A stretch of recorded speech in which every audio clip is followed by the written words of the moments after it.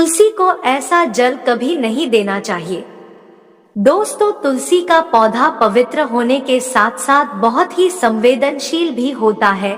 इसे शास्त्रों में मात्र एक पौधा नहीं कहा गया है, यह साक्षात देवी है, विष्णु पत्नी है। इस पौधे में माता लक्ष्मी का ही अंश है। माता लक्ष्मी के अंश से ही देवी वृंदा प्रकट हुई है और उन्हीं से इस पौधे की उत्पत्ति हुई है और इसी कारण से श्री हरि को यह पौधा सबसे अधिक प्रिय है। और तुलसी के पौधे की पवित्रता को देखते हुए तुलसी से जुड़े शास्त्रों में बहुत ही महत्वपूर्ण नियम बनाए गए हैं। तुलसी के पौधे को लगाते समय कुछ सावधानियां बरतना बहुत जरूरी है, अन्यथा इसके नकारात्मक परिणाम आपके जीवन पर पड़ सकते हैं। कई महिलाएं जाने अनजाने में तुलसी के पौधे के साथ असभ्य व्यवहार करती हैं, तुलसी का अपमान करती हैं, जिसका अशुभ प्रभाव उनके जीवन पर पड़ता है। इसके अशुभ प्रभाव से घर में अशांति और दुख का वातावरण निर्माण होता है। वही मान्यता यह भी है कि जिस घर में यह पौधा होता है और इसकी पूजा होती है, वहां कभी भी कोई समस्या नहीं हो सकती है और हमेशा धन की वर्षा होती रहती है। तुलसी को विष्णु प्रिया माना जाता है और इस वजह से जिस घर में तुलसी की पूजा विधि विधान के साथ होती है, वहां सदैव भगवान विष्णु की कृपा बनी रहती है। वास्तु की माने तो घर में सही दिशा में लगा तुलसी का पौधा घर के लोगों को बुलंदियों तक पहुंचा सकता है। तुलसी के पौधे में नियमित रूप से जल चढ़ाने और इसकी पूजा और आरती करने से घर में सदैव खुशहाली बनी रहती है। वास्तु के अनुसार तुलसी के पौधे को कभी भी सूर्यास्त के बाद छूना नहीं चाहिए। ऐसा माना जाता है कि इस समय तुलसी के पौधे का स्पर्श आपके जीवन में दुर्भाग्य तक ला सकता है। रात के समय क्यों न करे तुलसी का स्पर्श। शास्त्रों के अनुसार कभी भी रात के समय तुलसी को छूना नहीं चाहिए।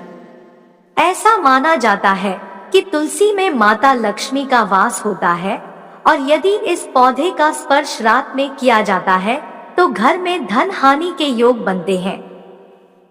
मान्यता यह भी है कि तुलसी में कभी भी रात के समय जल भी नहीं चढ़ाना चाहिए।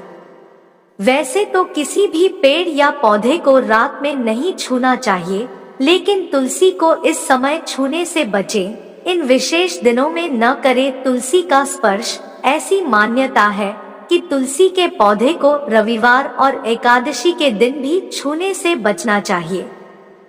मान्यताओं के अनुसार तुलसी में नियमित रूप से जल चढ़ाने से घर की समृद्धि बनी रहती है, लेकिन रविवार के दिन और एकादशी तिथि के दिन इस पौधे में जल भी चढ़ाना वर्जित होता है, क्योंकि इन दिनों में तुलसी जी भगवान विष्णु के लिए निर्जला व्रत रखती है।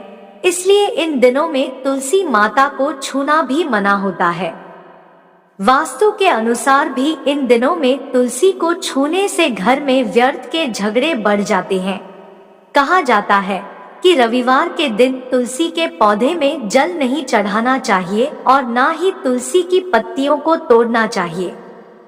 ज्योतिष के अनुसार रविवार के दिन तुलसी के पौधे में जल चढ़ाने से पौधा सूख जाता है, वह खराब हो जाता है।